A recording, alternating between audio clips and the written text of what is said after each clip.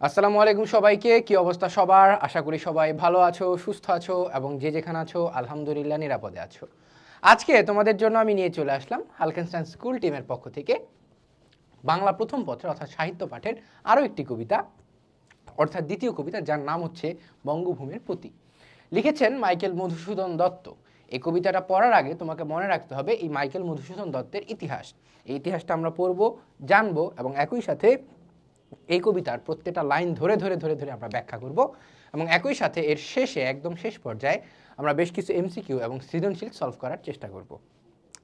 তোমাদের বরাবরের মতো তোমাদের সাথে আছি আমি মাহমুদুল হাসান তায়েফ।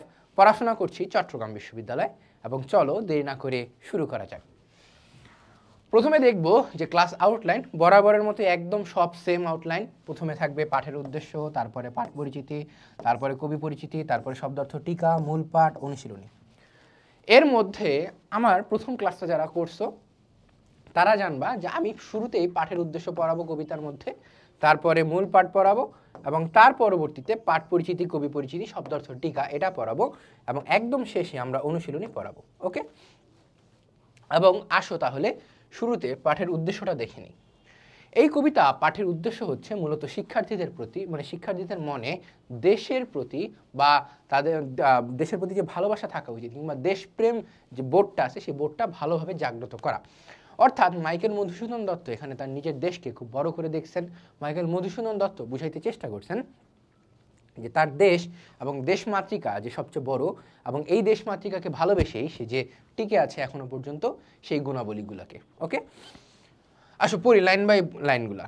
এই কবিতা পাঠের মাধ্যমে স্বদেশের প্রতি শিক্ষার্থীদের মনে স্বদেশের প্রতি শিক্ষার্থীদের মনে শ্রদ্ধা ও বিনয় ভাব জেগে উঠবে। বিদেশের ঐশ্বর্য ও জৌলুস সত্ত্বেও নিজ দেশের প্রতি মনের গভীরে আগ্রহবোধ সৃষ্টি হবে। অর্থাৎ আমরা জানি যে অনেকের আমাদের মনে আছে, আরে ভাই ঠিক আছে ইন্টারমিডিয়েট পর্যন্ত পড়তে পারলে এরপর আমি বিদেশ চলে যাবো, আমাকে মাফ করেন, এই দেশে আমি থাকবো না। এই কথাটা মাইকেল মধুসূদন দত্ত নিজেও ভাবছিলেন।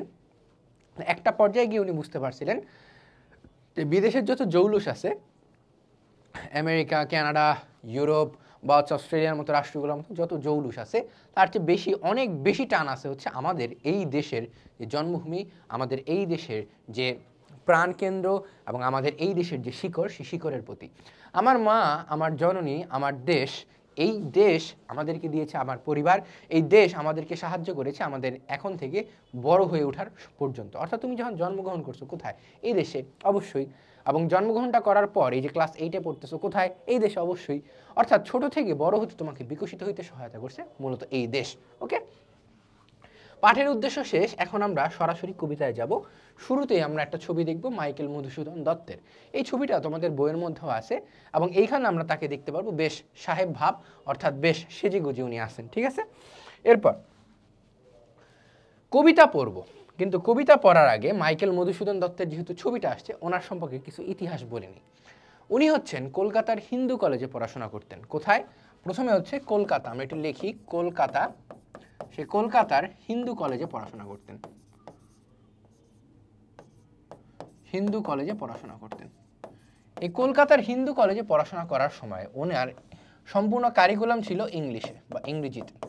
সম্পূর্ণ কারিকুলাম বা পড়াশোনা করতেন ইংরেজিতে এবং এই জায়গায় উনি পরিচিতি লাভ করেন শেক্সপিয়ারের মতো গুণী গুণী লেখকদের লেখনী সম্পর্কে, নাটক সম্পর্কে। এবং তিনি মনে করেন আরে ছি, বাংলা সাহিত্য কারা পড়ে, ছি ছি থু। তো এই ক্ষেত্রে তিনি যখন বিদেশি সাহিত্যের প্রতি একটা টান অনুভব করেন, বিদেশি সাহিত্যের প্রতি একটা নেশা অনুভব করেন, তখন তিনি চিন্তা করেন যে this is the thing I want. সেই সময় উনি বিদেশে চলে যান। কেন বিদেশে চলে যান? বিদেশে চলে যাওয়ার আগে আরেকটা কাহিনী বলি। সেই সময় উনি হঠাৎ করে খ্রিস্টান ধর্ম গ্রহণ করেন। উনি কিন্তু সম্ভ্রান্ত হিন্দু পরিবারের সন্তান, অর্থাৎ বেশ বড় লোক ঠড়ক। হঠাৎ করে উনি খ্রিস্টান ধর্ম গ্রহণ করেন এবং বিদেশে চলে যান। বিদেশে গিয়ে উনি একবার এক এক সময় ছিলেন। উনি ইতালিতে বেশ কিছু সময় ছিলেন, ফ্রান্সের নরমান্ডি শহরে ছিলেন এবং হচ্ছে তোমার ইংল্যান্ডও ছিলেন। কিন্তু একটা পর্যায়ে তিনি উপলব্ধি করলেন এই যে বিদেশি ভাষায় আমরা লিখতেছি, এই ইংরেজি ভাষায় শেক্সপিয়ার ভালোভাবে লিখতে পারছেন একটাই কারণ হচ্ছে তিনি নিজে ছিলেন ইংরেজ, তার মাতৃভাষা ছিল ইংরেজি। মাইকেল মধুসূদন দত্ত রিয়েলাইজ করলেন যে আমার মাতৃভাষা হচ্ছে বাংলা, আমি যতই চেষ্টা করি না কেন আমি চাইলেও সেই ইংরেজদের মতো ইংরেজি ভাষায় লেখনী বা সাহিত্য রচনা করতে পারবো না। তাহলে আমার কি করা উচিত? আমার করা উচিত হচ্ছে বাংলা ভাষার প্রতি সাহিত্য রচনা করা, বাংলা ভাষার প্রতি অনুরাগ দেখানো। এবং এই যে তোমার পাগল প্রায় লোকটা, অর্থাৎ উনি কিন্তু প্রচুর পরিমাণে মদ্যপান করতেন, এবং এই পাগল প্রায় লোকটা একটা কাজ করছিল সেই সময়। এই লোকটা দেখছিল যে আরে এক কাজ করা যায়, তাহলে আমি এবার বাংলা ভাষায় রচনা করি সাহিত্য, এবং বাংলা ভাষাকে তিনি এমন একটা পর্যায়ে নিয়ে গেছেন যে ওনার মতো পর্যায়ে আর কেউ নিতে পারেনি। উনি একটা প্রথম মহাকাব্য লিখছিলেন যার নাম হচ্ছে মেঘনাদ বধ কাব্য। নামটা কি? নামটা হচ্ছে মেঘনাদ বধ কাব্য, মেঘনাদ বধ কাব্য। ওকে, ওনার প্রথম কবিতাটা কি, মানে মহাকাব্যটা কি তাহলে? মেঘনাদ বধ কাব্য। এছাড়াও বাংলা ভাষায় সনেট নামের একটা কনসেপ্ট উনি দিছিলেন। সনেট কি? চতুর্দশপদী কবিতা বলি বলা হয় এগুলাকে। যে চতুর্দশপদী কবিতা কোনগুলা? যেগুলো হচ্ছে গাণিতিক কবিতা বলি আমরা, অর্থাৎ 14 লাইন এবং 14 চরণে এবং হচ্ছে 14 মাত্রায় যে কবিতাগুলো লেখা হয় সেগুলো হচ্ছে তোমার সেই সনেট। এই সনেট বাংলা ভাষায় রচনা করেন হচ্ছে মূলত মাইকেল মধুসূদন দত্ত। তবে বিষয়টা এরকম না যে সর্বপ্রথম সনেটের আবিষ্কারক উনি। সর্বপ্রথম সনেটের আবিষ্কারক হচ্ছেন ইতালির কবি পেত্রাক। কিন্তু এই মাইকেল মধুসূদন দত্ত জাস্ট একটা শুরু করে দিয়েছিল বাংলা ভাষায় আর কি, বাংলা কেন্দ্রিক। ওকে, তো আলটিমেটলি কি দাঁড়ালো তাহলে? কবিতা শুরু করার আগে আমি একটা জিনিস খেয়াল রাখবো যে শুরুতে উনি ইংরেজি ভাষা সাহিত্য রচনা করছেন, ফেইল্ড হয়েছেন। দেন তিনি বাংলা ভাষা সাহিত্য রচনা করা শুরু করছেন। বাংলা ভাষা সাহিত্য রচনা করার একটা পর্যায়ে গিয়ে উনি হচ্ছে চিন্তা করলেন যে এইবার হচ্ছে আমাকে বাংলা ভাষায় সাহিত্য রচনা করতে হবে, বাংলার মানুষ আমাদেরকে গ্রহণ করবে, এবং বঙ্গভূমির প্রতি বা বঙ্গজননীর প্রতি উনি একটা অনুরাগ প্রকাশ করছেন, এবং সেই অনুরাগটাই হচ্ছে আমাদের আজকের এই কবিতা।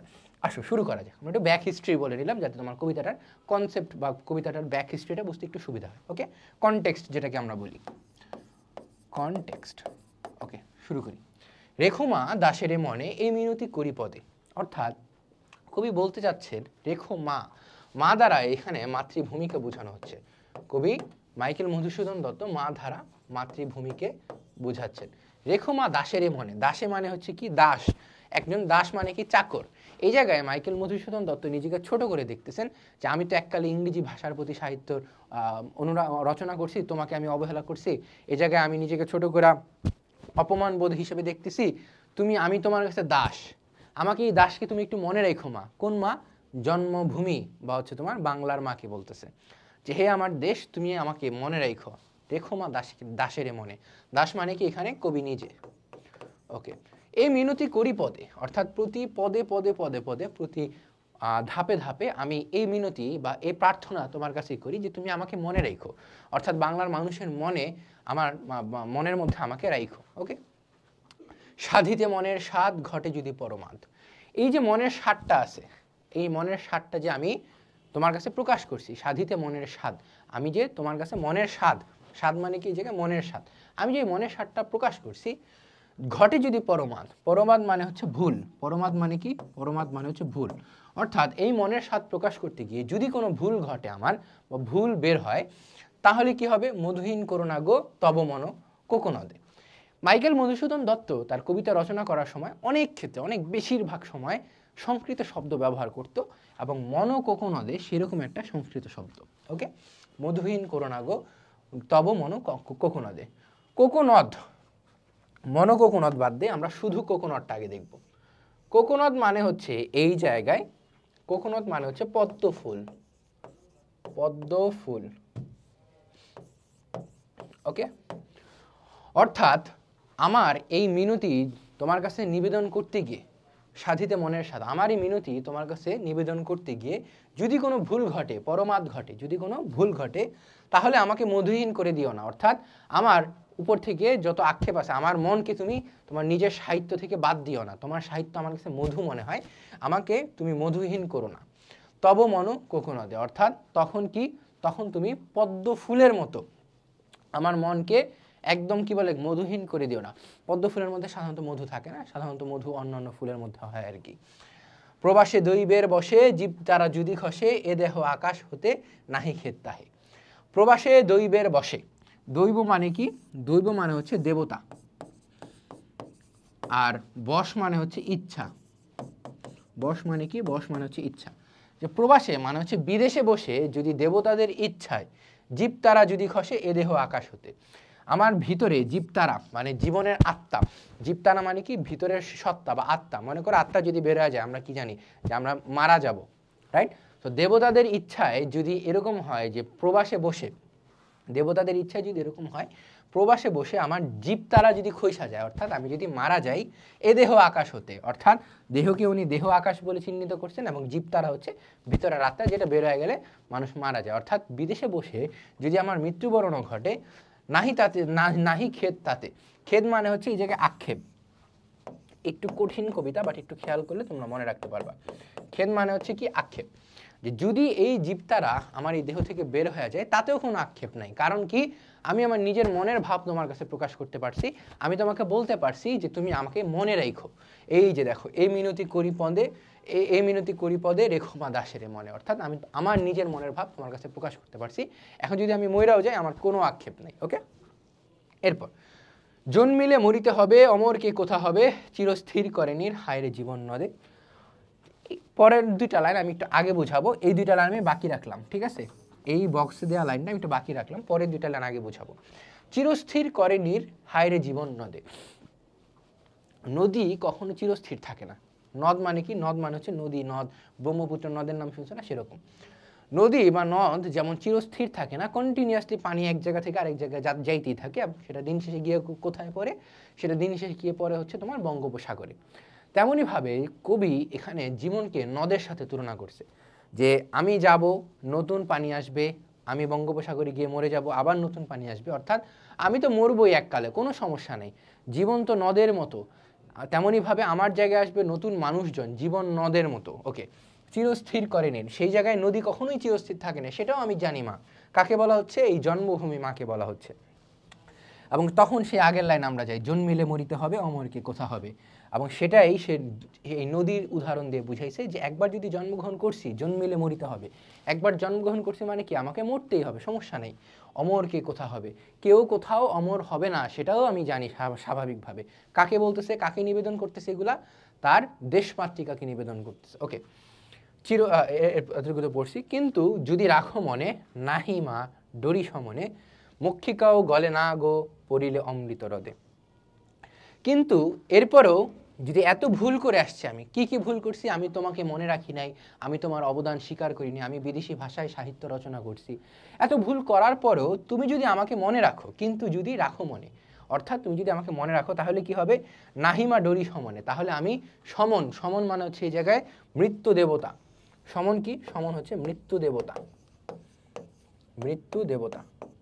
অর্থাৎ আমি একবার জন্মগ্রহণ করছি, কিন্তু সেই জন্মগ্রহণ করার পরও মরবো, সমস্যা নাই, তুমি যদি আমাকে একবার মনে রাখো, অর্থাৎ মানুষের মনে বা বাংলার বুকে তুমি যদি আমাকে আগলিয়ে রাখো, তাহলে আমি মৃত্যুকেও বা মৃত্যু দেবতাকেও বা যমরাজকেও ভয় পাবো না। কেন ভয় পাবো না? কারণ মাছি যখন গলা মধুর উপর পড়ে বা হচ্ছে গুড়ের উপর পড়ে, তখন সে কিন্তু স্বর্গীয় আনন্দ উপভোগ করে। সে যদি মরেও যায় তাও স্বর্গীয় আনন্দ নিতে নিতে মৃত্যুবরণ করে, রাইট? তেমনইভাবে বলতেছে যে মক্ষিকা, মক্ষিকা মানে হচ্ছে মাছি। এই জায়গায় শব্দার্থগুলো একটু খেয়াল করিও, এই জন্য আমরা শব্দার্থ একদম লাস্টে পড়াবো, কারণ নিজের মতো করে আগে শব্দার্থ জানবো, তারপরে একদম লাস্টে গিয়ে আমরা শব্দার্থ, আক্ষরিক শব্দার্থ সেগুলো জানবো। মক্ষিকা মানে হচ্ছে এই জায়গায় মাছি, এবং এই শব্দার্থটা আমি একটু বক্স করে দিই, কারণ এই মক্ষিকা এটা অনেক সময় তোমার এমসিকিউ, অনেক সময় তোমার এমসিকিউ বা হচ্ছে ক মার্কের মধ্যে চলে আসে। মক্ষিকা শব্দের অর্থ কি? ওকে, মক্ষিকাও গলে না গো পড়িলে অমৃত হ্রদে। অমৃত হ্রদ, অমৃত হ্রদ মানে হচ্ছে যে জায়গার মধ্যে, এই জায়গায় মাছির তুলনা করা হয়েছে, মাছির অমৃত হ্রদ হচ্ছে তোমার গুড়, যেগুলোকে আমরা ঝোলা গুড় বলি বা গলিত গুড় বলি বা হচ্ছে মধু। তেমনইভাবে মাইকেল মধুসূদন দত্ত বলতে চাচ্ছেন, যদি আমাকে তুমি মনে রাখো, এই যে কিন্তু যদি রাখো মনে, যদি আমাকে তুমি মনে রাখো তাহলে আমি কোনো ডরাবো না বা আমি ভয় পাবো না। কাকে?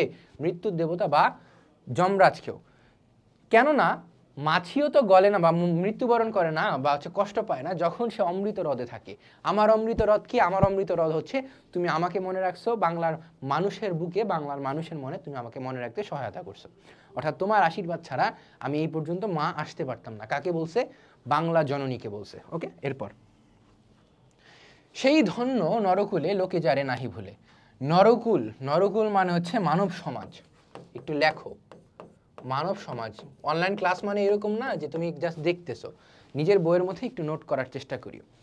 সেই ধন্য নরকুলে লোকে যারে নাহি ভুলে, অর্থাৎ মানব সমাজের মধ্যে সেই হচ্ছে ধন্য ব্যক্তি বা সেই হচ্ছে সার্থক ব্যক্তি। ধন্য মানে কি, এই জায়গায় ধন্য মানে হচ্ছে সার্থক। মানব সমাজের মধ্যে সেই ব্যক্তি হচ্ছে সার্থক ব্যক্তি যাকে লোকজন ভুলে না, অর্থাৎ লোকে যারে নাহি ভুলে, যাকে লোকজন ভুলে না, যাকে লোকজন মনে রাখে, হৃদয়ে মনে রাখে। ওকে, মনের মন্দিরে সদা সেবে সর্বজন, কিন্তু কোন গুণ আছে যাচিব যে তব কাছে। মনের মন্দিরে সদা সেবে সর্বজন, এতটুকু আগে একটু বুঝাই। আমার মনের মন্দিরে সদা সর্বদা তোমার কথা আছে মা। মনের মন্দিরে সদা, সদা মানে হচ্ছে সদা সর্বদা, সেবে সর্বজন, অর্থাৎ মানুষের মনে তুমি যদি আমাকে রাখো তাহলে আমার মনে তুমি তো সদা সর্বদা আসোই। এর বাইরে আমার কি চাওয়া পাওয়া আছে মা বলো? কাকে বলতেছে? বাংলা জননীকে বলতেছে কিন্তু। অর্থাৎ বাংলা জননীর কাছে একটা আক্ষেপ বা বাংলা জননীর কাছে অনুনয় বিনয় করতেছে কে? মাইকেল মধুসূদন দত্ত, কারণ তিনি এককালে ভুল করে আসছেন। কিসের ভুল? ইংরেজি ভাষা সাহিত্য রচনা করার ভুল। ওকে, কিন্তু কোন গুণ আছে যাচিবোদের তর কাছে তব কাছে। কিন্তু এই যে আমি তোমাকে বলতেছি যে বাংলার মানুষের বুকে, হ্যাঁ, ধন্য নরকুলে লোকে যারে নাহি ভুলে, এগেইন আমরা পিছের লাইনে বারবার যাচ্ছি, কিন্তু আমি যে তোমাকে প্রার্থনা করতেছি যে তুমি বাংলার লোকজনের মনের মধ্যে আমাকে রাখার জন্য ব্যবস্থা করে দাও, তা আমার তো কোনো গুণ নাই, কিন্তু কোন গুণ আছে? অর্থাৎ কবি নিজের কথা বলতেছে নিচেকে, অর্থাৎ এই লাইনটা দ্বারা একটু টান দিয়ে লেখো, কবির কথা, কবির পরিচয়। অর্থাৎ কিন্তু কোন গুণ আছে যাচিব যে তব কাছে, যে আমি যে তোমাকে বলতেছি আমার তো কোনো গুণ নাই, আমি কোন দুঃখে বা কোন মুখে আমি তোমার কাছে যাব বলো তো আমাকে একটু। হেন অমরতা আমি কহ গো শ্যামা জন্ম দে। শ্যামা জন্ম দে মানে হচ্ছে জন্মভূমি। শ্যামা দ্বারা একজন হিন্দু দেবী, তার দেবীর কথা বলা হয় আর কি, দেবিকা বলতেছি, সরি, হিন্দু দেবী হচ্ছে একজন শ্যামা। তেমনইভাবে বাংলা জননীকেও কবি মায়ের সাথে তুলনা এবং একই সাথে সেই দেবীর সাথে তুলনা করতেছে। কি বলতেছে? হেন অমরতা আমি কহ গো শ্যামা জন্ম দে। এই যে এই জায়গার মধ্যে আমি অমরতা তোমার কাছে প্রার্থনা করতেছি, এটা কিসের অমরতা? সারা জীবন বেঁচে থাকার অমরতা না, এই অমরতা হচ্ছে বাংলার মানুষের মনে, বাংলার মানুষের বুকে যাতে আমাকে মনে রাখে। ওই যে একদম শুরুর লাইন আবার, সেই ধন্য নরকুলে লোকে যাকে নাহি ভুলে। কিন্তু তারপর আমি তোমাকে বলতেছি কহ গো শ্যামা জন্ম দে, তারপর আমি তোমাকে বারবার প্রার্থনা করতেছি হে শ্যামা জন্মভূমি বা হে শ্যামা জন্মদাতা, তাও তুমি আমাকে একটু ব্যবস্থা করে দাও না, একটু রিকোয়েস্ট করা আর কি। তবে যদি দয়া করো ভুল দোষ গুণ ধরো, তারপরেও যদি তুমি আমাকে একটু দয়া করো, তারপরেও যদি তুমি আমাকে, এই যে এই লাইনটা একটু বক্স করে দিই, তারপরেও যদি তুমি আমাকে একটু হলেও দয়া করো, অর্থাৎ আমি এত ভুল করে আসছি, ঠিক আছে আমার ভিতরে কোনো গুণ নেই তাও ঠিক আছে, কিন্তু এরপরেও তুমি যে আমাকে, তুমি তো জন্মভূমি, তুমি তো মা, তুমি তো দেবী, তুমি আমাকে একটু দয়া করো। আমার যে দোষগুলো আছে পরের লাইনের মধ্যে, আমার যে ভুল দোষগুলো আছে সেগুলোকে গুণ হিসেবে একটু কাউন্ট করে নাও না, অর্থাৎ আমার নেগেটিভগুলোকে একটু পজিটিভ বানায় নাও না তুমি। তোমার তো সকল রকমের ক্ষমতা আছে, তোমার তো তুমি তো দেবী, তুমি তো মা, তুমি তো জন্মদাতা। অমর করিয়া বর দেহদাসে শুভরদে, অমর করিয়া বর দেহদাসে শুভরদে, অর্থাৎ এরপরেও বলতেছে যে এর পাশাপাশিও, মানে এর পরবর্তী সময়েও তুমি একটু অমর করে নাও না আমাকে, অমর করিয়া বর, অর্থাৎ এগেইন অনুনয় বিনয় করতেছে, অমর করিয়া বর দেহদাসে শুভরদে। এই জায়গার মধ্যে আমি তোমাকে একটু শব্দার্থের মধ্যে নিয়ে যাই। এই যে দেখো বর, বর মানে হচ্ছে আশীর্বাদ। কিসের আশীর্বাদ বলো তো? আশীর্বাদটা হচ্ছে তোমার হিন্দু বর, হিন্দু দেবতারা দেখবা যে তোমার এরকম হাত তুলে বর দেয়, সেই বর হচ্ছে কি তোমার আশীর্বাদ। এই যে এই জায়গায় দেখো অমর করিয়া বর, বর মানে হচ্ছে আশীর্বাদ। একটু লিখি আমরা, তুমি আমাকে আশীর্বাদ দাও। কিরকম আশীর্বাদ দাও? যাতে আমি অমর হয়ে থাকতে পারি। কিসের মতো? সেই যে মাছির মতো, মৌমাছি না কিন্তু মাছির মতো, হ্যাঁ। দেহদাসে শুভরদে, দেহদাস, এই দাসের যে দেহটা আছে সেই দেহটাকে ভালো মতো মানুষকে মনে রাখার জন্য একটা ব্যবস্থা তুমি করে দাও না মা। ফুটি যেন স্মৃতি জলে মানসে মা যথা ফলে, মধুময় অমরস কি বসন্ত কি শরতে। ফুটি যেন স্মৃতি জলে, স্মৃতি জলটা কার? এই স্মৃতি জলটা হচ্ছে বাংলার মানুষের। আমি যেন প্রার্থনা তোমার কাছে এই মিনতি করতেছি যে এই যে তোমার কাছে আমি স্মৃতি জলে যাতে সবসময় ফুটে উঠি, স্মৃতি জল, স্মৃতি জলে ফুটি যেন স্মৃতি জলে, অর্থাৎ বাংলার মানুষের বুকে, বাংলার মানুষের মনে আমাকে যেন তুমি স্মৃতি হিসেবে রাখতে পারো। স্মৃতি জল মানে হচ্ছে বাংলার মানুষ, বাংলার মানুষের স্মৃতিজল। ওকে, মানুষে মা যথা ফলে, কেননা মানুষ যখন চেষ্টা করবে তখন সে যথার্থ তার ফল পাবে। কীরকম চেষ্টা? আমি তো তোমার কাছে প্রার্থনা করতেছি, আমি তো চেষ্টা করতেছি যাতে আমি বাংলার মানুষের বুকে নিজেকে তুলে ধরতে পারি, সারা জীবন থাকতে পারি। কীরকমভাবে থাকতে পারি? পরের লাইনে মধুময় তাম্রস কি করে কি বসন্ত, অর্থাৎ মধুময় তাম্রসে থাকতে পারি, অমর হয়ে থাকতে পারি। মধু কি বলে, মাছি যেমন মধুর উপরে পড়লে সারা জীবন আনন্দে থাকে, তেমনইভাবে আমি আনন্দে থাকতে পারবো যদি বাংলার মানুষ আমাকে মনে রাখে। এখনো পর্যন্ত ওনার জন্মস্থানে তুমি যদি যাও, ঠিক আছে, কপোতাক্ষ নদের পাশে, তাহলে তুমি দেখবা যে মধু মেলা নামে একটা মেলাই হয়। অর্থাৎ মাইকেল মধুসূদন দত্তকে কিন্তু মানুষ মনে রাখছে, তার এলাকার মানুষ মনে রাখছে, মধু মেলা নামে মেলা হয়। তারপরে তুমি তোমার বইয়ে পড়তেছো, 9-10-এর বইয়ে পড়বা কপোতাক্ষ নদ, এরকম তোমার মানুষজন কি এখনো পর্যন্ত মনে রাখছে। তার মানে কি, মাইকেল মধুসূদন দত্তের এই যে প্রার্থনা, কীরকম প্রার্থনা? তাকে মনে রাখার প্রার্থনা, বাংলার মানুষ যাতে তাকে না ভুলে, সেই প্রার্থনা হয়তো বাংলার জননী কবুল করছে। ওকে, এই যে লেখো, লাস্ট লাইনে চলে আসছি। মধুময় তাম্রস কি বসন্ত কি শরদে। শরৎ মানে হচ্ছে শরৎকাল, শরৎ মানে কি এখানে শরৎকাল। যে বসন্ত হোক কিংবা শরৎকাল হোক, মানুষ যেন আমাকে মধুময় তাম্রসের মতো সবসময় স্মরণ করে, আমি যেন বাংলার মানুষের বুকে, বাংলার মানুষের মনে সবসময় অমর হয়ে থাকতে পারি। এই হচ্ছে আমার প্রার্থনা, এই হচ্ছে আমার মিনতি। ওকে, কবিতা শেষ, এবার আসো বাকি বিস্তারিত চাই। কি বিস্তারিত? আমি বলছিলাম যে কবিতা পড়ার পরেই আমরা পাঠ পরিচিতি, কবি পরিচিতি কিংবা হচ্ছে তোমার শব্দার্থ বা হচ্ছে তোমার অনুশীলনীগুলো সলভ করব। আসো এবার পাঠ পরিচিতি সলভ করার চেষ্টা করি। বঙ্গভূমির প্রতি এই যে কবিতাটা আছে, একদম শুরুতে আমি তোমাকে বলি নাই, এই কবিতাটা হচ্ছে মাইকেল মধুসূদন দত্তের রচিত একটি গীতি কবিতা। গীতি কবিতা। এখন ভাই গীতি কবিতা কি? গীতি কবিতা হচ্ছে যে জিনিস গেয়ে গেয়ে উচ্চারণ করা যায়। যেমন তোমার প্রথম কবিতাটা যেটা ছিল মানব ধর্ম, ক্লাস 8-এর, সেই কবিতাটা কিন্তু এক প্রকার গান ছিল, সে গান থেকে কবিতায় সংকলিত হয়েছে। বঙ্গভূমির প্রতি হচ্ছে উল্টা, অর্থাৎ কবিতা আছে, এখান থেকে গান সংকলিত করা যায়, কারণ সেটা হচ্ছে গীতি কবিতা। ওকে, মনে থাকবে। এরপর পাঠ পরিচিতিতে আসো। দেখো লেখাই আছে, মাইকেল মধুসূদন দত্ত রচিত কয়েকটি গীতি কবিতার একটি বঙ্গভূমির প্রতি, অর্থাৎ এটি কি একটা গীতি কবিতা। এই কবিতায় স্বদেশের প্রতি কবির শ্রদ্ধা ও একাগ্রতা তীব্রভাবে প্রকাশ পেয়েছে। দেশকে কবি মা হিসেবে কল্পনা করেছেন, যেটা আমি এতক্ষণ ধরে তোমাকে বলে আসছি, দেশ মাতৃকা, দেশ জননী, দেশ মা, দেশ মাতা ইত্যাদি ইত্যাদি। অর্থাৎ দেশ মাকে তিনি সম্মান দিচ্ছেন, শ্রদ্ধা দিচ্ছেন, স্বদেশের প্রতি একটা ভালোবাসা প্রকাশ করতেছেন। প্রবাসী মধুসূদন দত্ত ভেবেছেন, মা যেমন সন্তানের কোনো দোষ মনে রাখেন না, দেশমাতৃকাও তার সব দোষ ক্ষমা করে দিবেন। ওই যে একটা লাইন ছিল এরকম, যে সব ভুল দোষ আমার গুণ হিসেবে একটু কাউন্ট করে নাও, হ্যাঁ, আমার সকল নেগেটিভগুলোকে তুমি একটু পজিটিভ হিসেবে কাউন্ট করে নাও না। অর্থাৎ কবি মধুসূদন দত্ত চিন্তা করছেন যে মা যেমন কারোর দোষ বা সন্তানের দোষ মনে রাখেন না, তাকে কখনো কষ্ট দেন না, তেমনইভাবে তার দেশ অর্থাৎ বাংলা জননীও হয়তো কখনো কষ্ট দেবে না। কাকে কষ্ট দেবে না? বাংলার মানুষকে কষ্ট দেবে না, বা হচ্ছে বিশেষ করে মাইকেল মধুসূদন দত্তকে কষ্ট দেবে না। এরপর অবশ্য তিনি বিনয়ের সঙ্গে এও বলেছেন, তার এমন কোনো মহৎ গুণ নেই যে কারণে তিনি স্মরণীয় হতে পারেন। অর্থাৎ এই মাইকেল মধুসূদন দত্ত মদ্যপান করলো, সে কিন্তু প্রচুর পরিমাণে নেশারি ছিলেন। কিসের নেশারি? মদ্যপান করতেন সে সবসময়, সারাদিন সারা জীবন মদ্যপান করলেও তিনি হচ্ছেন তিনি মূলত কি দেশমাতৃকার জন্য একটা বিনয়ী হওয়ার চেষ্টা করছেন, যে ভাই আমার ভিতরে তো এমন কোনো গুণও নাই যে আপনি আমাকে মনে রাখবেন, তাও আমি একটু শেষ চেষ্টা করে দেখি না আপনি আমাকে মনে রাখেন কিনা।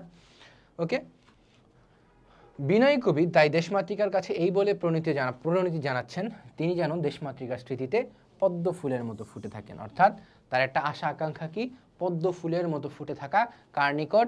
বাংলার মানুষের নিকট, জন্মভূমির নিকট। ওকে, এরপর কবি পরিচিতি। এই কবি পরিচিতি পড়ার আগে আমি তোমাকে একটু ভালোভাবে বলে নেই, আমাদের বাংলা প্রথম পত্রে বেশ কিছু কবি পরিচিতি বা লেখক পরিচিতি মনে রাখা লাগে। কবি কাজী নজরুল ইসলাম, রবীন্দ্রনাথ ঠাকুর, মাইকেল মধুসূদন দত্ত, বেগম রোকেয়া সাখাওয়াত হোসেন, হ্যাঁ, তারপর হচ্ছে সুকুমার রায়, এরকম বেশ কিছু কবি পরিচিতি হাতে গোনা মনে রাখা লাগে। তার মধ্যে একটা হচ্ছে মাইকেল মধুসূদন দত্ত। অর্থাৎ লালন শাহ পড়ার সময় আমি তোমাকে বলছিলাম তার জন্মসাল মৃত্যুসাল মনে না রাখলেও সমস্যা নেই, কিন্তু মাইকেল মধুসূদন দত্তেরটা তোমাকে মনে রাখাই লাগবে। এই যে দেখো, 1824 খ্রিস্টাব্দের যশোরের সাগরদাড়ি গ্রামে উনি জন্মগ্রহণ করেন এবং 1873 খ্রিস্টাব্দে উনি মৃত্যুবরণ করেন, অর্থাৎ বেশি দিন কিন্তু বাঁচেন নাই উনি। ওকে, যশোরের সাগরদাড়ি গ্রামে জন্মগ্রহণ করেন 1824 খ্রিস্টাব্দে, মৃত্যুবরণ করেন 1823 খ্রিস্টাব্দে।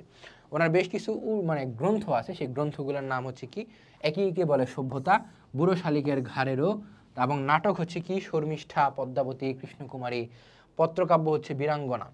পত্রকাব্যটা একটু মনে রাখা লাগে, বীরাঙ্গনাটা একটু মনে রাখা লাগে। চতুর্দশপদী কবিতা নামে একটি সনেট সংকলনও তিনি রচনা করেন, যেটা আমি তোমাদেরকে একদম শুরুতে বলে আসছি, যে চতুর্দশপদী কবিতা। মাইকেল মধুসূদন দত্ত বাংলায় খুব ভালো একটা দখল রাখছেন, এর পাশাপাশি তিনি কিন্তু তামিল, তেলেগু, সংস্কৃত ভাষা, ওই যে দেখছো একদম শুরু প্যারাতে আমি তোমাকে একটু দেখাই, বলছিলাম এই যে মনোকোকোনদ, অর্থাৎ উনি সংস্কৃত ভাষায় কিন্তু মারাত্মক দক্ষ এবং মারাত্মক পটু। এছাড়াও তিনি ফরাসি ভাষা, জার্মান ভাষা, ইতালিয়ান ভাষা, ইংরেজি ভাষায় বিশাল গভীর জ্ঞানার্জন অর্জন করেন। কবি পরিচিতির মধ্যে তুমি আরেকটা অংশ পাবা, যে ইনি যখন খ্রিস্টান ধর্ম গ্রহণ করেন তখনই ওনার নামের আগে মাইকেল শব্দটি যুক্ত হয়, অর্থাৎ ওনার মূল নাম ছিল হচ্ছে মধুসূদন দত্ত, কিন্তু মাইকেলটা যোগ হয় শুধুমাত্র খ্রিস্টান ধর্ম গ্রহণ করার পর। ইংরেজি ছাড়াও তিনি হিব্রু, ফরাসি, জার্মান, ইতালিয়ান, তামিল, তেলুগু, এতক্ষণ তোমাকে আমি যা যা বলে আসলাম সেগুলা ভালোভাবে মনে রাখতে পারছে। এরপর হচ্ছে আমার শব্দার্থ টিকাগুলো একটু দেখতে হবে, আমি তোমাকে একবার রিডিং পড়ে যাব, কারণ ভিতরে যা আছে আমরা সব নিজেরা কিন্তু বিস্তারিত ভালোভাবে পড়ে আসছি। মিনতি মানে কি, বিনীত প্রার্থনা। পরমাদ মানে প্রমাদ। কোকোনদ মানে লাল পদ্ম, কোকোনদ ওই যে মনো কোকোনদ। নীর মানে পানি। সমন মানে মৃত্যুর দেবতা। মক্ষিকা মানে মাছি। এইটা অ্যাগেইন আমি তোমাদেরকে একটু ভালোভাবে বলছিলাম যে এইটা তোমার ক মার্ক বা হচ্ছে তোমার এমসিকিউর মধ্যে সবচেয়ে বেশি গুরুত্বপূর্ণ এই সবগুলার মধ্যে। শ্যামা জন্মদে মানে হচ্ছে শ্যামল জন্মভূমির অর্থে। বর মানে হচ্ছে আশীর্বাদ। মানস মানে মন। তাম্রস মানে পদ্ম। শরৎ মানে হচ্ছে কি শরৎকাল বোঝাতে। ওকে, এরপর হচ্ছে আমরা একদম লাস্টে চলে যাব কর্ম অনুশীলন। এই কর্ম অনুশীলনের মধ্যে একটা কবিতা কি বলছে, বঙ্গভূমির প্রতি কবিতা দিয়ে আবৃত্তি অনুষ্ঠানের আয়োজন করো। অর্থাৎ এই আবৃত্তি অনুষ্ঠান তোমরা ক্লাসের মধ্যে করতে পারো কিংবা শিক্ষকের সহায়তা বড় পরিসরেও করতে পারো, কোনো সমস্যা নেই। এরপরে আমরা অনুশীলনের মধ্যে যাব। অনুশীলনের মধ্যে আমরা প্রথমে এমসিকিউ দেখব। এই এমসিকিউগুলোর মধ্যে কি আছে, মক্ষিকা শব্দের অর্থ কি, এই যে দেখছো আমি তো জানি না ভিতরে কি আছে, তারপরেও প্রথম এমসিকিউর মধ্যেই আমরা পেয়ে গেলাম মক্ষিকা শব্দের অর্থ কি, যেটা আমি তোমাদেরকে দাগায়া দিছি। মক্ষিকা শব্দের অর্থ হচ্ছে মাছি। এই জায়গায় মাছি কই, এই যে খ মার্ক, তাহলে উত্তর হচ্ছে মাছি। এরপর নরকুলে ধন্য কে, নরকুলে ধন্য কে আমাকে বলো তো, ক্ষমতাবান ব্যক্তি, দীর্ঘজীবী, যিনি কীর্তিমান, নাকি মন্দিরের সেবক? নরকুলে সেই ধন্য যাকে মানুষ মনে রাখতে পারে। একদম সেকেন্ড স্লাইডের এই যে দেখো, আমি তোমাদের একটু দেখাই, সেই ধন্য নরকুলে লোকে যাকে নাহি ভুলে। তাইলে লোকে যাকে নাহি ভুলে বা মানুষ যাকে মনে রাখে, তাহলে সেই হচ্ছে মানে কি বলে কে তোমার সার্থক ব্যক্তি, সেই হচ্ছে কি আমার মনে রাখার মতো ব্যক্তি, সেই হচ্ছে তোমার জীবন যৌবনে সার্থক। তাহলে প্রথম অপশন কি ক্ষমতাবান ব্যক্তি? না, তাহলে উত্তর না। দীর্ঘজীবী মানুষ, হ্যাঁ এটা হইতে পারে, কারণ মানুষ যখন মনে রাখে তখন তো সেই দীর্ঘজীবী হয়। যিনি কীর্তিমান, এটা হওয়ার চান্সেস বেশি। মন্দিরের সেবক না, তাহলে উত্তর হচ্ছে হয় দীর্ঘজীবী না হলে হচ্ছে যিনি কীর্তিমান। উত্তর সঠিক উত্তর বেশি কোনটা কারেক্ট লাগতেছে, বেশি কারেক্ট হচ্ছে যিনি কীর্তিমান, তাহলে সঠিক উত্তর গ, আর খ মার্কটা ক্রস। এরপর নিচের কবিতাংশ পড়ো এবং 3 ও 4 নম্বর প্রশ্নের উত্তর দাও। এবং কবিতাংশ হচ্ছে তোমার দুইটা, এর মধ্যে হচ্ছে প্রথম কবিতাংশ আমার পড়া লাগবে এবং সেটা হিসেবে তোমার এই উত্তরটা দেয়া লাগবে। ওমা তোমার চরণে দুটি বক্ষে আমার ধরি, আমার এই দেশেতে জন্ম, এই দেশেতেই যেন মরি। অর্থাৎ এখানে প্রার্থনা করা হচ্ছে যে এই দেশে জন্মগ্রহণ করছি, এই দেশেই যাতে আমি মৃত্যুবরণ করতে পারি, আমি সেই প্রার্থনা করি তোমার কাছে। কবিতাংশে বঙ্গভূমির প্রতি কবিতার কোন চরণটির ভাব প্রকাশ পেয়েছে? বলতো কোন চরণটা? অমর করিয়া বর দেহদাসে শুভরদে। হ্যাঁ, অমর করার একটা প্রার্থনা এখানে আছে, যেহেতু এই দেশেতে জন্ম, এই দেশেতে মরি, তাহলে এটা একটা অপশন হইতে পারে। রেখমা দাসের মনে এই মিনতি করি পদে। মনে রাখার কথা বলা হয়েছে, এখানে তোমার জন্মগ্রহণ বা মৃত্যু এই সম্পর্কিত কিছু নাই, তাহলে এটা বাদ। চিরস্থির করে নীর হায়রে জীবন নদে, এইটা হইতে পারে, এটা হইতে পারে, এটা আমরা অপশনে রাখলাম, যেহেতু চিরস্থির, হ্যাঁ চিরস্থির করার কথা বলা হয়েছে। তবে যদি দয়া করো ভুল দোষ গুণ ধরো, না এটা না, কারণ এটা হচ্ছে বিদেশের ভুলগুলা এখানে তাকে সঠিক হিসেবে ধরার কথা বলা হয়েছে। তাইলে হচ্ছে তোমার প্রথম চরণের সাথেই মিলে অমর করিয়া বর দেহদাসে শুভরতে। ওকে, এরপর বঙ্গভূমির প্রতি কবিতাটির মতো খ কবিতাংশ প্রকাশ পেয়েছে। খ কবিতাংশ কি? বাংলার হাওয়া বাংলার জল হৃদয় আমার করে সুশীতল। অর্থাৎ বাংলার প্রকৃতি এবং বাংলার অবদানকে বেশ ভালোভাবে স্বীকার করা হয়েছে এই কবিতাংশ দ্বারা। তাহলে এটার মতো বঙ্গভূমির মতো প্রতি কবিতার মতো খ কবিতাংশ প্রকাশ পেয়েছে কি? স্বদেশের প্রতি অনুরাগ, হ্যাঁ অবশ্যই এখানে স্বদেশকে বড় হিসেবে দেখানো হয়েছে। স্বদেশের প্রতি গভীর শ্রদ্ধাবোধ, হ্যাঁ অবশ্যই স্বদেশের প্রতি গভীর শ্রদ্ধাবোধ। প্রশান্তি, হ্যাঁ প্রশান্তি, যেটা বাংলার নদের মধ্যে বা মাইকেল মধুসূদন দত্ত তার বঙ্গভূমির প্রতি এই কবিতার মধ্যে দেখাইছিল। তাহলে উত্তর কি? উত্তর হচ্ছে 1, 2 ও 3 তিনটাই। এরপরে আমরা সৃজনশীল পাবো, একটা সৃজনশীল সলভ করব। প্রথমে আমরা ক এবং খ মার্ক দেখব, তারপরে উদ্দীপক পড়ে এসে গ এবং ঘ মার্ক দেখব। বাংলা ভাষায় রচিত প্রথম মহাকাব্যের নাম কি? একদম শুরুতে আমি তোমাদেরকে বলছিলাম বাংলা ভাষায় রচিত প্রথম মহাকাব্যের নাম কি? মাইকেল মধুসূদন দত্তই রচনা করছিলেন, যার নাম হচ্ছে মেঘনাদ বধ কাব্য। মেঘনাদ বধ কাব্য। এটা মূলত রামায়ণের কাহিনী নিয়ে রচিত। তোমরা যখন ইন্টারমিডিয়েটে উঠবা সেই এইচএসসি লেভেলে একটা কবিতা পাবা, সেটাই হচ্ছে তোমার সেই মেঘনাদ বধ কাব্য থেকে সংকলিত। বাট আপাতত এখন পর্যন্ত শুধুমাত্র প্রথম মহাকাব্যের নামটা কি? মেঘনাদ বধ কাব্য, এতটুকু মনে রাখলেই চলবে। কবি বর প্রার্থনা করেন কেন, বা কবি আশীর্বাদ প্রার্থনা করেন কেন বলো তো? আমরা একটু কবিতার মধ্যে যাই, তোমাদেরকে হাতে কলমে দেখাই। কোথায়? এই যে অমর করিয়া বর দেহদাসে শুভরদে। অর্থাৎ কবি বর প্রার্থনা করতেছেন কিসের জন্য? কবি বর প্রার্থনা করতেছেন তিনি যাতে এই দেশের মধ্যে, এই দেশের মানুষের মনে সারা জীবন ভালোভাবে স্মৃতি হয়ে বাঁচতে পারেন। অর্থাৎ কবির একটা আক্ষেপ, তিনি শুরুতেই বাংলা ভাষায় সাহিত্য রচনা করেননি, তিনি ইংরেজি ভাষায় সাহিত্য, এটা কিন্তু পরের প্যারার কথা বলতেছি, তিনি শুরুতেই ইংরেজি ভাষায় সাহিত্য রচনা করেন, কিন্তু একটা পর্যায়ে গিয়ে তিনি দেখতে পান যে আচ্ছা ঠিক আছে এখন বাংলা সাহিত্য রচনা করা যায়, তাহলে তিনি দেশমাতৃকার কাছে আশীর্বাদ চাচ্ছেন, বর প্রার্থনা করতেছেন যাতে সে বাংলার মানুষের মনে চিরস্থায়ী হতে পারে, দীর্ঘজীবী হতে পারে। ওকে, তাহলে খ মার্কও শেষ আমার। এরপর আসি উদ্দীপকটা পড়ি। আবার আসিব ফিরে। আচ্ছা, উদ্দীপকের প্রথম কবিতাংশের আলোকে ফুটি যেন স্মৃতি জলে চরণটি ব্যাখ্যা করো। এই যে প্রথম চরণ কি? আবার আসিব ফিরে এই ধানসিঁড়িটির তীরে, এই বাংলায় হয়তো মানুষ নয়, হয়তো বা শঙ্খচিল শালিকের বেশে, হয়তো ভোরের কাক হয়ে এই কার্তিকের নবান্নের দেশে, কুয়াশার বুকে ভেসে একদিন আসিব এই কাঁঠাল ছায়ায়। অর্থাৎ কবি প্রার্থনা করতেছেন যে প্রথম কবিতাংশের মধ্যে ফুটি যেন স্মৃতি জলে, অর্থাৎ কবি উদ্দীপকের মধ্যে তুমি বলবা যে প্রথমে এরকম একটা ব্যাখ্যা দিবা যে উদ্দীপকের মধ্যে বলা হচ্ছে যে একজন কবি সে প্রার্থনা করতেছেন সে যেন বারবার বারবার বারবার এই দেশে ফেরত আসতে পারেন, যেন হচ্ছে তিনি বাংলার মানুষের বুকে, বাংলার মানুষের মনে ভালোভাবে বেঁচে থাকতে পারেন। অপরদিকে আমরা এই বঙ্গভূমির প্রতি এই কবিতার মধ্যে দেখতে পাই যে বাংলার কি বলে মাইকেল মধুসূদন দত্ত প্রার্থনা করতেছেন তিনি যেন ফুটি যেন স্মৃতি জলে বাংলার মানুষের মনে সবসময় বেঁচে থাকতে পারেন। হয়তো তিনি মৃত্যুবরণ করবেন, কিন্তু তিনি যেন পুনরায় বারংবার যশোরের সাগরদাড়ি গ্রামের পাশে কিন্তু এখন ওই যে বলছিলাম মধু মেলা হয়, বারংবার যেন উনি এই পৃথিবীতে আসতে পারেন সেই প্রার্থনাই করে থাকেন। এবং এর প্রেক্ষিতে আমরা বলতে পারি উদ্দীপকের প্রথম কবিতাংশের সাথে ফুটি যেন স্মৃতি জলে চরণটির অত্যন্ত মিল রয়েছে। একদম লাস্ট লাইনে এটা লিখবা। ওকে, তাহলে গ মার্কে শেষ, তাহলে তোমরা 3-এ 3 পাবা। দ্বিতীয় কবিতাংশ পড়িতেলে মরিতে চাহি না আমি সুন্দর ভুবনে, মানবের মাঝে আমি বাঁচিবারে চাই, এই সূর্য করে এই পুষ্পিত কাননে, জীবন্ত হৃদয় মাঝে যদি স্থান পাই। তাহলে এই দ্বিতীয় কবিতাংশ কি এবং বঙ্গভূমির প্রতি এই কবিতার মূল সুর হচ্ছে একই। কিভাবে একই? মূল সুরটা কি? বঙ্গভূমি কবিতার মূল সুর হচ্ছে তিনি দেশমাতৃকার কাছে প্রার্থনা করছেন যাতে সে সারা জীবন বেঁচে থাকতে পারে স্মৃতি হয়ে হইলেও, এবং একই সাথে প্রার্থনা করছেন তার যত দোষ এবং ভুল আছে সেই ভুলগুলো যাতে শুধরিয়ে সে ভালো একটা পজিশনে যাইতে পারে। ওকে, তেমনইভাবে মরিতে চাহি না আমি সুন্দর ভুবনে, মানবের মাঝে আমি আবার বাঁচিতে চাই, এই লাইনটা দ্বারা আমরা বুঝতে পারি যে মানুষের মধ্যে এই লোকটা বা এই কবিটা বাঁচতে চাচ্ছেন। উদ্দীপকের মধ্যে বলা হচ্ছে মানুষের মধ্যে যেন তিনি বেঁচে থাকতে পারেন, হয়তো স্মৃতি হয়ে মরিতে চান না, হ্যাঁ স্মৃতি হয়ে হইলেও সে বেঁচে থাকতে চান। তেমনইভাবে বঙ্গভূমির প্রতি কবিতার মধ্যেও কবি মাইকেল মধুসূদন দত্ত বলছেন তিনিও মানুষের মধ্যে স্মৃতি হয়ে বেঁচে থাকতে চান, এবং সেই প্রার্থনায় তিনি দেশমাতৃকার কাছে করেন, এবং যার কারণে আমরা কি ধরতে পারি, এবং যার কারণে হচ্ছে আমরা কি তোমার বলতে পারি যে দ্বিতীয় কবিতাংশ এবং বঙ্গভূমি কবিতার মূল সুর হচ্ছে একই, এবং উক্তিটির সাথে আমি সম্পূর্ণরূপে একমত। এরকমভাবে যদি তোমরা লিখতে পারো 3-এ 3, 4-এ 4 পাবা। 4-এর মধ্যে 4 সাধারণত আমাদের টিচাররা দেয় না, 4-এর মধ্যে 3 পাবা, ইজিলি পাবা। ওকে, অর্থাৎ বাংলাদেশের মধ্যে কি হয়, আমরা কিন্তু একদম সৃজনশীল লেখার নিয়ম মানব ধর্ম কবিতার মধ্যে কিন্তু বলে দিয়েছিলাম তোমাদেরকে, বাংলাদেশের মধ্যে 10-এর মধ্যে সাধারণত 9 দেওয়া হয়, বেশিরভাগ ক্ষেত্রে সর্বোচ্চ ভালো হইলে। ম্যাথমেটিক্যাল সাবজেক্টে হিসাব আলাদা। ওকে, এবং আজকে হচ্ছে এই পর্যন্তই। দেখা হচ্ছে তোমাদের সাথে পরবর্তী যে কবিতা আছে সেই কবিতার মধ্যে। ততদিন পর্যন্ত ভালো থাকবে, সুস্থ থাকবে। আসসালামু আলাইকুম।